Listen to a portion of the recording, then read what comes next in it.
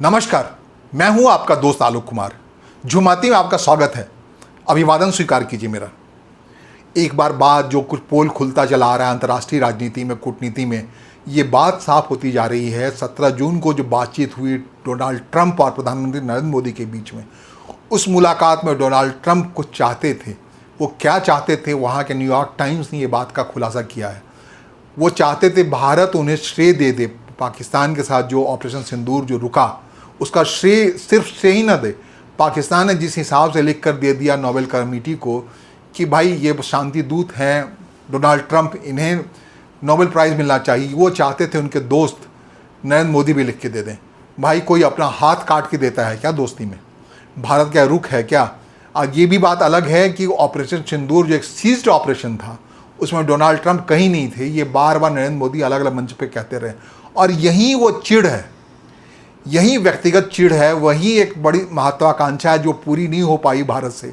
तो Donald Trump ने एक सज़ा दी, उन्होंने 50% टैरिफ आयद कर दी, जिससे पूरे बाजार में हलचल मचा हुआ है। बिल्कुल जो एक्सपोर्ट मार्केट है भारत का, उस पर बड़ा झटका लगा है। जो टेक्सटाइल है, बाकी जो है, वो एक बिल्कुल संकट में आ गया, संकट में घिरा पड़ा है। लेकिन शेख कहते हैं कि आप जब तक संकट में नहीं आएंगे तब तक आप उभरने का रास्ता नहीं देखेंगे। इसका रास्ता निकाल नरेंद्र मोदी। जिस नरेंद्र मोदी के से नाराज़गी है डोनाल्ड ट्रंप को नोबेल प्राइज़ नहीं मिल पाने का, उन्होंने ही उसी नरेंद्र मोदी को उकसाया, और नरेंद्र मोदी गए हैं, रास्ता खोला है। उन्होंने चीन गए हैं SCO की बैठक में, वहाँ रूस के राष्ट्रपति व्लादिमीर पुतिन से मुलाकात करा है उन्होंने, वहाँ पर चीन के राष्ट्रपति से मुलाकात की है, और एक दोस्ताना रुख जो अब तक रुका पड़ा था उस रुकावट को दूर की है। इसके अलावा SCO की बैठक में बहुत सारे रास्ते खुले हैं उनके लिए। एक नई कूटनीति चली है, जो साउथ की जो पॉलिटिक्स है, जो वर्ल्ड के साउथ हिस्से की पॉलिटिक्स है, उसमें भारत एक जगह बनाता हुआ दिख रहा है। नाराज़ रहें डोनाल्ड ट्रंप, रहें अपने हिसाब से। हालांकि एक अवसर है डोनाल्ड ट्रंप के इस इम्तहान का कि इसी दिसंबर में, सितंबर अक्टूबर नवंबर दिसंबर में कभी भारत में क्वाड की मीटिंग होनी है। क्वाड इसलिए बनाया गया था अपने आप ऑस्ट्रेलिया, जापान, भारत और अमेरिका के साथ मिलकर के, कि उसे चीन की बढ़ती गतिविधियों पर कंट्रोल करना था। तो अगर क्वाड बना रहता है तब बना रहेगा जब डोनाल्ड ट्रंप तय कार्यक्रम के मुताबिक भारत आते हैं। तो हो सकता है ये जमा बर्फ़ जो है, ये ठंड जो है, इसी ठंड में क्वाड के दिल्ली में होने वाली बैठक के ठंड में पिघल जाए। या फिर ऐसा हो सकता है डोनाल्ड ट्रंप नहीं आए, अब तक जो बातें आ रही हैं नहीं आएंगे, तो क्वाड धरा का धरा रह जाएगा।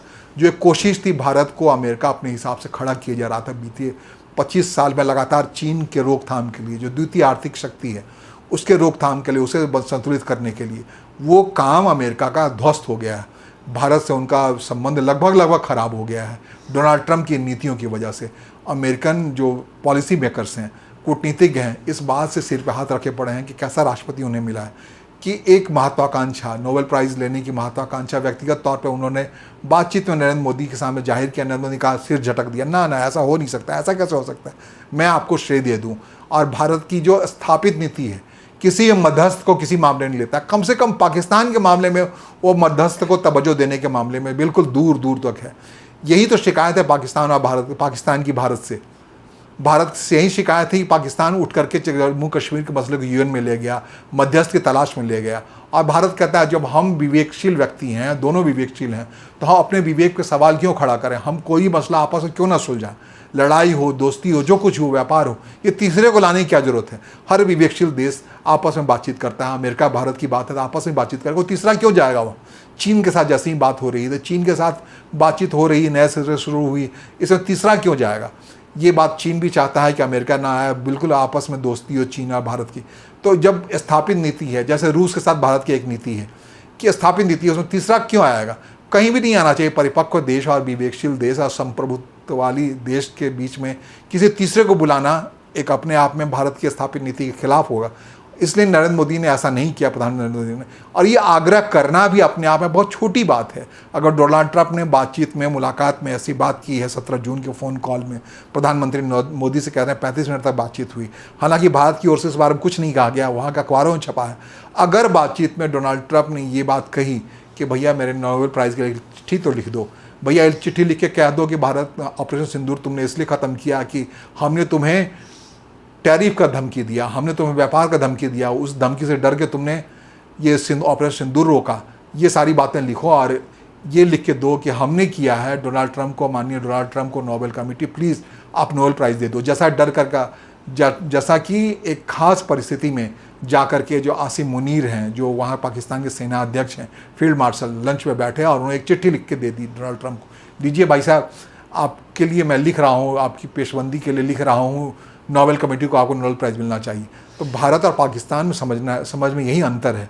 पाकिस्तान अब तक सिर्फ इसलिए अमेरिका के खेमे में रहा है कि ऐसे मौके पर वो बिल्कुल झुक जाया करता है, टूट जाया करता है, लेट जाया करता है, और यही पाकिस्तान की बर्बादी का कारण भी है। कहते हैं कि पाकिस्तान की बर्बादी के पीछे सबसे बड़ा कारण है उसका अमेरिका सेंट्रिक नीति है।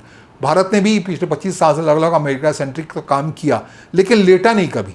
ये बात एक बार फिर से साबित हुई है। नरेंद्र मोदी ने एक टेक लिया है, और इस टेक के सहारे, जैसा कि हमने बातचीत की शुरुआत में आपसे कहा, कि जो एक बिल्कुल हताशा से दिख रहा है एक्सपोर्ट मार्केट में, इसका विकल्प निकलता हुआ दिख रहा है। चीन से निकलता हुआ दिख रहा है, रूस से निकलता हुआ दिख रहा है, दक्षिण अफ्रीका या अफ्रीका कॉन्टिनेंट के बहुत सारे देश हैं उनसे निकलता हुआ दिख रहा है, ब्राज़ील से निकलता हुआ दिख रहा है। एक विकल्प, मजबूत विकल्प की तलाश हो रही है, और ऐसे विकल्प की तलाश हो रही है भारत अपने पैरों पर खड़ा हो जाए, ऐसे विकल्प की तलाश हो रही है। आर्थिक शक्ति के तौर पर जापान उसे बड़ा क्रेडिट देता हुआ दिख रहा है। जापान ने कहा है कि अगले 10 साल में वो धनाधन निवेश करने के लिए निवेश का सबसे बेहतर प्लेस वो मान रहा है भारत को। तो जापान का निवेश आएगा, चीन के लोग, चीन का निवेश आएगा, चीन अपने एक्सपोर्ट मार्केट को खोलेगा भारत के लिए। अगर रूस ने कहा है, अश्योर किया है कि वो वैकल्पिक व्यवस्था खड़ी कर देगा अपने यहाँ भारत से एक्सपोर्टेड चीज़ को लेने की शुरुआत कर देगा, तो इससे एक स्थिति बन रही है जो भारत एक बार फिर से इस मुश्किल स्थिति से बाहर निकलता हुआ दिख रहा है। और डोनाल्ड ट्रंप देख रहे हैं प्रधानमंत्री नरेंद्र मोदी की इन गतिविधियों को, जिसमें इसी साल व्लादिमीर पुतिन ने भारत यात्रा की बात की, वो आने वाले हैं। जो चीन से एक रिश्ता है, सांठ-गांठ बढ़ता हुआ दिख रहा है, महत्व मिलता हुआ भारत को दिख रहा है। ये अपने आप में एक रुकी यात्रा थी, एक रुकी समस्या थी। बॉर्डर पर मामला पूरा अटा पड़ा था, वो हट रहा है, खुल रहा है। तो ऐसा है, जिसका कोई नहीं उसका तो खुदा है यारों, ये तो बड़ी पुरानी कहावत है। तो अब इंतज़ार कीजिए भारत के उदय के इस काल का। नमस्कार, धन्यवाद।